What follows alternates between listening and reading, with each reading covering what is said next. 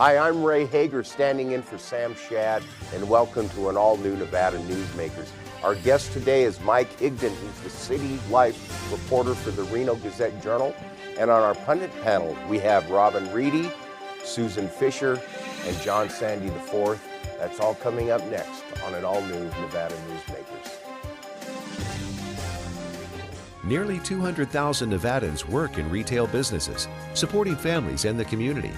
Nevada's retail businesses generated over $2 billion in sales tax revenue in 1 year, including nearly $700 million to help our schools. Shop around and see all that Nevada's retailers offer our state. We're the Retail Association of Nevada, representing thousands of Nevada businesses. Businesses that work for Nevada. Pro Group Management specializes in providing industries with the necessary components to satisfy and exceed workers' comp requirements. Every business has unique needs and specific regulations. Pro Group Management stays ahead of the curve, providing up-to-date services to keep your industry in top form. Discover how we simplify your tasks, improve efficiency, and reduce expense to keep you moving in a positive direction. Pro Group Management, workers' comp that works for you. Truck drivers are some of the hardest working people you'll meet, delivering over 70% of America's freight and 92% of Nevada's. When there's a natural disaster, they're delivering critical supplies to help those communities recover and rebuild. Every sector of the economy and our nation's military rely on truck drivers. So let's take a moment to say thank you. On the open road or city streets, our truck drivers are rolling to make our economy and our nation stronger. Trucking moves America forward. This is Nevada Newsmakers with host Sam Shad, a no-holds-barred political forum. Now, from the Nevada Newsmakers broadcast headquarters, here is Sam Shad. Hi, welcome back to Nevada Newsmakers. Our guest today is Mike Higdon. He's the City Life reporter for the Reno Gazette Journal. Welcome to you, Mike. Hey, how's it going? Good, good. First thing I wanted to ask you about is Reno's oldest downtown building, the Reno Mercantile and Mason Lodge, constructed in 1872, is going to be torn down. Right. Maybe, why is such a iconic historical building in downtown being razed? So the Whitney Peak Hotel had been working on it for 4 years to try to essentially shore it up, because engineering-wise, it's in really bad condition. Mm-hmm. I've heard from various historical preservationists and the engineer that there's two walls. There's the inner wall of the building made of brick and the outer wall, and usually there's some kind of either a concrete glue or some kind of a masonry item that keeps those walls together. But because there's water damage that allowed water to leak through those, it's essentially disintegrated. So when they re-braced the internal wall, the external wall wasn't holding on to anything. So the risk there is that the inside could be safe, but you have an earthquake or like a big bad wolf huffs and puffs at it, the whole outer walls could peel away, and if people are on the sidewalk, it could either injure or kill people if those walls start to fall down. Oh wow! Now Whitney Peak, didn't they put in like $250,000 to try to save this, but it was just to no avail? Right. There's tons of new lumber bracing on the interior that was holding all that together. But Paul Ferrari, the engineer, said that it's just not enough. And he's on the Historic Resource Commission, even though they don't like to associate his engineering work with that. But he's essentially said that it's not really safe. The city engineers who looked at it also said it wasn't safe. That's why they put those fences around it so that people wouldn't walk near it. And I've also seen a video of someone ripping brick off and crumbling it in his hands. So in general, it just feels like not a good situation to put businesses into. Well, a brick from that mercantile place would make a good souvenir, just like when they tore down or they blew up the Mapes. This is something I'm confused about, Mike. You've written about street ambassadors in downtown Reno cleaning up the downtown. I just don't get this. Is this going to start later this month? And what are these ambassadors? Who's paying them? Maybe if you could tell me about these. Right, so previously downtown was like, there's a mapped area basically from roughly Keystone to Valley previously, or Evans Street, and then 9th around the university down to the Wild Orchid Strip Club. And that was the special assessment district. So that used property taxes. So essentially if you paid $1,000 in your property taxes in like the Montage, they would add a percentage based on like the size of your unit and all that, and you'd pay like, let's say, an additional $50 toward police and maintenance. What the Business Improvement District is takes that concept and turns it into a nonprofit instead, and that way the Business Improvement District handles that, and it actually expanded the area by a couple blocks on the east and west, and then it also hired these ambassadors. So these ambassadors are actually part of a group called Street Plus that is sort of like a temp agency. So instead of the Business Improvement District hiring a ton of ambassadors and going through the training and trying to reinvent the wheel, they hired a group that's been doing it for like 25 years. So these folks will be wearing like blue t-shirts with ambassadors on the back, and they'll go around, and there's different areas. So Virginia Street is like a Street Plus or a Premium Plus area. So like it's daily power washes and weed abatement and cleaning and all that kind of thing. And then as it goes out into the edges, there's less and less features that come with those ambassadors. But those 15 people are supposed to cover that whole area. In addition to the small staff that they're going to hire, will be marketing it for tourism. So it's sort of like how RSCVA markets the region, the BID would market downtown. And then you'd also have people who try to build economic development. So like what, again, Higdon does for the whole region, the BID will do for downtown. Okay. You know, in a lot of your stories, I keep running across the same name, Jacobs Entertainment out of Colorado. They seem to have bought up huge chunks of downtown real estate. Can you maybe expand on that? Is that the case? Right. So if you have kind of the downtown core where the casinos are, like Virginia Street area, his plan is taking West 4th Street, starting at the, I think the West Street area where the motels were there, and just moving west all the way to Keystone to the Chevron that's out there. And so he's been buying up parcel after parcel, kind of slowly over the last 2 years. And I've built a map where you can just kind of see like this whole area. So it started out as like a couple of acres, and I think now it's up to 30 acres worth of land. And he's been demolishing motels and vacant merchants and so on. And the goal is to, I believe, to become essentially like a ground lease owner. So he would own the land and then essentially lease the land to developers, which is kind of similar to other developments where you don't actually build and own everything, but maybe you lease it to like maybe an entertainment district, someone who can build retail, someone who can build an apartment complex, something like that. And then, so you'll have kind of a mix of tenants in that way. Okay, I want to ask you one more thing before we take a break. Sure. Is that it seems like this demolishing of the motels and the gentrification of downtown Reno, where do poor people live anymore? I mean, you call it quote unquote affordable housing, but for the poor, that's not affordable. What happens to those people? Do they fall through the cracks? Is the city concerned about that? They do fall through the cracks, and they either end up getting pushed into other motels that have some vacancies, so now those hotels are really packed, and then they end up falling into homelessness or the homeless shelter. So then the city and the Volunteers of America shelter has to handle that. So the city is finally kind of catching up, and so is the state, and they're opening a new emergency shelter on Galletti Way.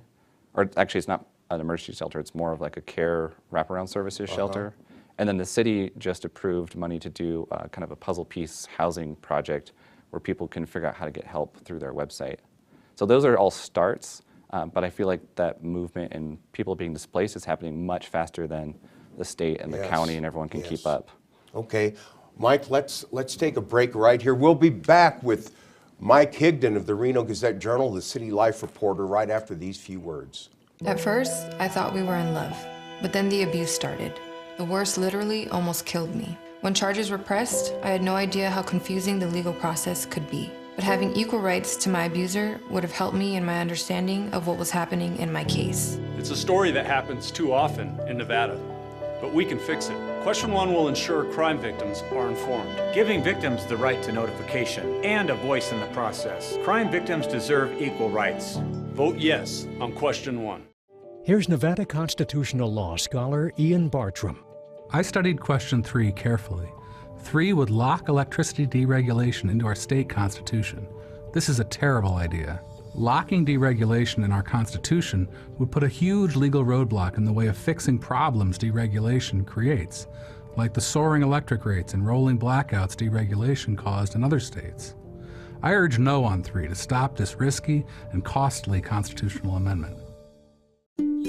How do you shed some light on a better economy? Start with growth inspired by Valley Electric Association. We're a member-owned power company that puts Nevada first, and we're doing big things, like providing prosperity by securing renewable energy projects. For Nevada, that means more jobs and more opportunities, all for a strong statewide economy. In other words, together, we're doing powerful things. Visit us at vea.coop to learn more. Hi, I'm Eric Robnett, owner of Home Energy Experts. Has this ever happened to you? Honey, did you remember to turn down the thermostat? Forgetting to set the temperature? Not fun. We can help. Our new smart thermostat keeps the temperature set for your comfort all by itself. I'm feeling hot now. To increase your comfort, go to homeenergyexperts.com for details. That's homeenergyexperts.com. This is Nevada Newsmakers. Hi, welcome back to Nevada Newsmakers. Our guest is Mike Higdon, the city life reporter for the Reno Gazette Journal, who's built quite a following for his work in the RGJ. Mike, what I wanted to get into next are these Lime shareable bicycles. Right. Okay, now the contract with Lime is going to expire in Sparks, and they're not going to deal with these folks anymore. Right. Well, Reno is going to re-up their contract, but Lime is, perhaps I have this wrong, but didn't they try to get motorized scooters involved in this in the city of Reno without even getting the permission of the city council? Right, so the regional franchise agreement ends January 31st of next year, so that's kind of like the pilot period. So Lime, it seems like there was a misunderstanding because you kind of hear different things from each side, but essentially Lime brought in electric scooters, and they thought it was okay to launch these because the scooters make them more money because they're a little bit more expensive per ride, and people tend to ride them more because they're faster and you can go further distances and so on.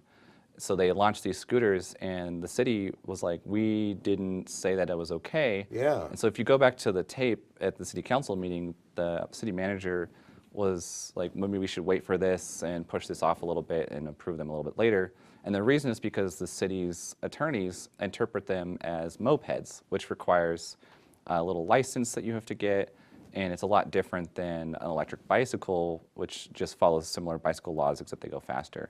So the interpretations go back and forth. The Nevada DMV says the scooters are electric bicycles, but the university and the city think that they're mopeds. So it mixes up the whole thing. So essentially, you and I riding them without a license would be deemed illegal by the city unless we had a specific license for it and a helmet and all that.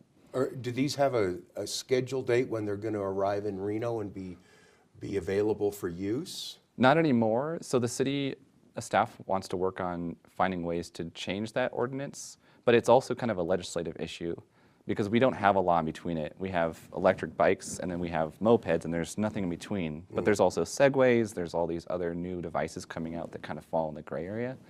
So now they have to go to the legislature, and you know better than I do that could take a long time to get a little electric scooter law passed. Right, unless you have the right lobbyist who can move it through. But what about Sparks? Now I know city life is mostly about Reno, so if I'm going off the track here, let me know. But Sparks is not renewing their contract with Lime. Are they looking for another bicycle share operation? Right, so the city manager and Sparks' attitude was essentially that Lime kind of burned them pretty hard launching those scooters and then not really contacting them about the communication issues. So they voted unanimously to deny re-upping the contract in January. So the bikes can stay in Sparks until the end of January, but after that, Sparks is done with them. And they were pretty much saying that enough other share companies were interested in coming into Sparks that they could basically pick whoever they wanted. And there's other companies, there's at least 4 others that are kind of major ones. So Sparks could easily just say, well, if Reno wants to keep it, that's fine, but we're going to go with someone else. You know, when I see these Lime bikes, well, I see them in really odd places, you know, like in the river, on top of the bridge, way out, you know, near the freeway. Do a lot of these bikes get destroyed, and does Reno destroy more bikes than other municipalities? Lima said that their internal data shows that we destroy them at a higher rate than in other cities. So they said that about 9 get destroyed every week. And we weren't able to get that access to the exact data yet, but so we have to take their word for it that essentially we're destroying at least twice the rate. And so that's starting to kind of freak them out because those bikes aren't cheap. They cost, I think, roughly $400 to $600 each because they're made with a lot of parts that are different than regular bikes. And you start losing the 9 bikes a week, and it starts to get a little hard to replace them all. So right now they have 550 or so in the city. But if you do the math at how many they're losing, it's like, I'm sure they're replacing them, but they maybe have replaced half the fleet by now, it seems like. Wow, that's not a good look for our community. Mike, now, just this past month, or you covered Burning Man. Right. What were your general impressions of Burning Man? I really liked Burning Man. So this is my first time because Jenny Kane, who normally covers it, is pregnant this year, so she didn't want to go and put anything in jeopardy. So I covered it, and it was really fun. She's a great reporter, by the way. I want to shout out to Jenny Kane. Oh, absolutely. Okay. Like it's a big shout out to try to, it's a lot of Burning Man shoes to try to fit on. Right. Or sandals, I guess, or whatever it is, or maybe barefoot. But in any case, I liked it a lot. It was a lot different than people set it up to be. A lot of folks, I think, have the impression that it's like a drug raging orgy mess, but it's really not. I mean, it's a lot of it is just like rows and rows of RVs and cars parked, and people just trying to have fun.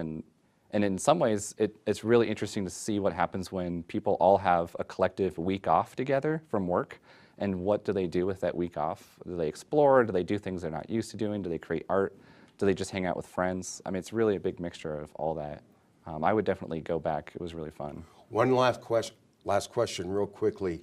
Will it stay in the Black Rock Desert, or are there any plans to move it to another location because of the issues with the police and things like, especially with the police stopping people looking for drugs, things like that? As far as we know, and, things can always change. As far as we know, they don't have plans to move it, other than their way future plans to probably use Fly Ranch, but that's not like an imminent thing coming up. But as far as we know, they're planning to keep it in Nevada, and the police were not as much of an issue this year as people thought, and the number of arrests and stops were actually still pretty low. Like, I think we actually have more arrests during our beer crawls in a given period of couple days, or a 24-hour period, than they have in 7 days. Huh. So the crime rate, like per capita, is pretty low. Okay. Mike, thanks for coming in today. Yeah. You can read all of Mike Higdon's stuff on the Reno Gazette Journal, and we'll be right back with our Power Pundit panel right after these few words. Dean Heller made a promise to Nevada. I cannot support a piece of legislation that takes insurance away from hundreds of thousands of Nevadans. But when Donald Trump threatened Dean Heller, he caved. Here's what that means to Nevada. In 2003, I was diagnosed with multiple sclerosis. Under Dean Heller's plan, I could be denied coverage. I was 45 years old and I had a stroke. I would have been in debt for the rest of my life. As long as Dean Heller is in office, I am afraid. SMP is responsible for the content of this ad. We will not come out against it. We haven't spent it. We have not spent a dime to fight it. We will not spend a dime to fight it. That is an NV Energy lie from the CEO. NV Energy is spending $30 million to defeat Question 3, because the more you pay, the more the NV Energy monopoly profits from you. The Review Journal called their No on 3 campaign fear-mongering propaganda. We will not spend a dime to fight it. $30 million worth of lies. Break up with NV Energy's monopoly by voting yes on Question 3. Dimitri Prine here for Design Outdoor. Come visit Design Outdoor's store and backyard to see our wide selection of fire pits, barbecues, and pizza ovens, natural stone water features and fountains, and frost-proof pottery. Our store and backyard are located at 11600 South Virginia, just north of DeMonte Ranch Parkway. Visit designoutdoor.com or call us at 851-9499. Hey guys, are you watching the game at a friend's or the bar again because you can't watch at home with your wife? Or worse, because she kicked you out and kept your couch, your flat screen, and your kids? What's the one thing a man needs when he loses a good woman? A good lawyer. And when he loses a bad woman, he needs a great lawyer. What makes a good woman a bad woman? You tell me. You're the one that can't watch the game in your own home. I'm men's rights attorney Marilyn York, and I represent men in divorce, custody, and family law matters. This is Nevada Newsmakers. And welcome back to our all-star pundit panel. Let me introduce the group, a great group, I must say. First, we have Robin Reedy, Executive Director for the National Alliance on Mental Health of Nevada. Welcome to you. Thank you. Next, we have John Sande IV, Lobbyist, Argentum Partners. Thank you. And last but not least, Susan Fisher, Vice President, Government Affair Group for McDonald, Carano, Wilson. Great bunch of people today. What I wanted to start out with is kind of a sad story, is that Verita Prothero Black, she's running for public administrator, had her sign defaced in a way that some people would think that it is racist. She is African American. She's a former staffer for Senator John Ensign. She's been around politics in Nevada for many years and is very well liked. But people really got upset about this defacing of her sign. Robin, what did you think of that? I was horrified by it, not only because, she is of African American descent and it was clearly black-faced out, but also because she's a woman. And I guess I'm just really tired of watching this, inciting these differences among us. And it's just so insulting. I mean, it's childish to behave like that to a woman and a person of color. But what do you think, John, should happen to the person if caught? Well, I guess they have to start, you can't chop off his thumbs like a former Las Vegas Mayor Goodman suggested one time. But what about this? What are your thoughts? Well, I first saw it over the weekend on social media, and I was horrified, saddened. I don't know that there's a good enough word to it. I mean, this so transcends the political bickerings that we've had over the last several months with elections coming. I mean, this is a really cultural issue, and I love this community more than anything. It's always been my home and in my heart and physically, and I always give it the benefit of the doubt and think that we just have such beautiful people here, and to see that we have individuals that are capable of such hatefulness and hurtfulness it really just, it tore me up, and I still am very upset by it. Susan, what does this do for women who want to enter politics? Do you think it might stop and give them pause, or? No, I think it would empower them. And I don't see it so much as a male-female issue. It's to have that sort of crap happening in today's world in this country is just absolutely intolerable. We can't tolerate that sort of racism. And I do hope they find the person or persons who did this, and I do hope that they punish them to the full extent of the law. If they're doing this sort of thing under the cover of darkness, what else are they doing? And it is a very sad statement. But I think it would just empower more people to say, you're not going to hold me back. When I ran in Douglas County, I still so clearly remember going up to a house and having a very elderly man in front of his granddaughter and what appeared to be his great-granddaughter say, "I ain't voting for no woman." That wasn't that long ago. That wasn't that long ago. And that was face to face. So. Wow. That's unbelievable. And then, I guess that's my point, is that this is a cultural thing, and whether it's sexism or racism, I mean, in 2018, we really have to get over some of these things that should be in the past. And some people are criticizing folks for quoting Dr. Martin Luther King too often, but I really thought, the first thing I thought was, when are we going to get to a point where we judge people based on the quality of their character, not the color of their skin or their gender or whatever it is? Like, let's treat people with respect and dignity that they deserve, and hopefully they'll do the same for us in return. Susan, but here we are in 2018, but this sexism, this racism, it seems to be amped up in politics rather than going the other way. It seems to be, yeah. I will say that as a woman, I've had a lot of male lobbyists and legislators who would normally come up and give me a hug will go, "Is that all right if I give you a hug?" They'll stop and ask first, it's of course. So there is the sensibility, people are thinking now at least. And it is still rampant because it's just a generational thing, and maybe we won't ever be able to get rid of it in this world. I don't know.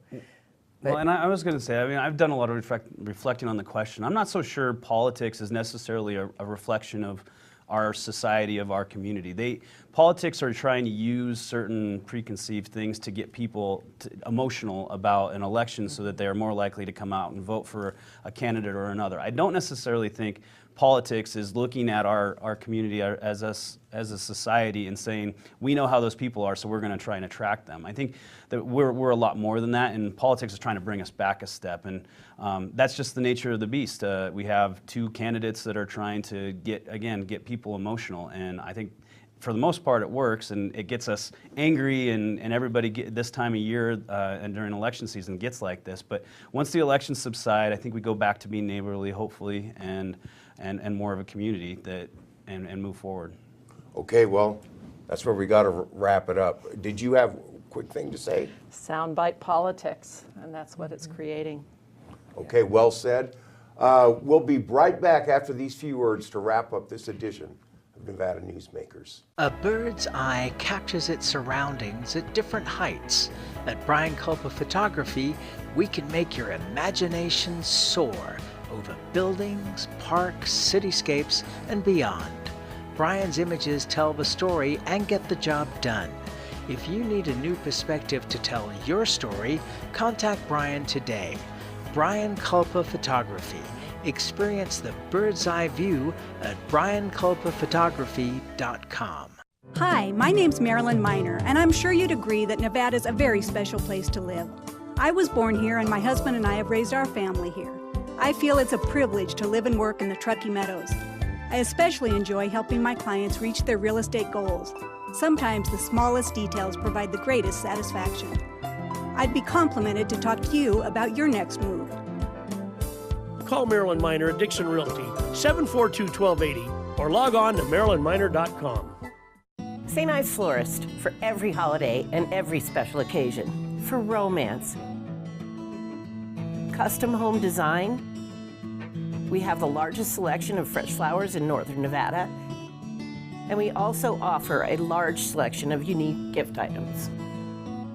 Come see me, Lori Ann, at St. Ives Florist, 700 South Wells Avenue, or call me at 333-9190. Take a look at Pro Group Management and see how your workers' comp requirements can be met head-on.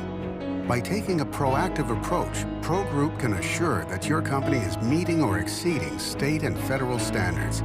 As you move forward in your industry, Pro Group moves with you, simplifying regulatory tasks, clearing the way so you can get the job done and look to your future success. Pro Group Management, workers' comp that works for you.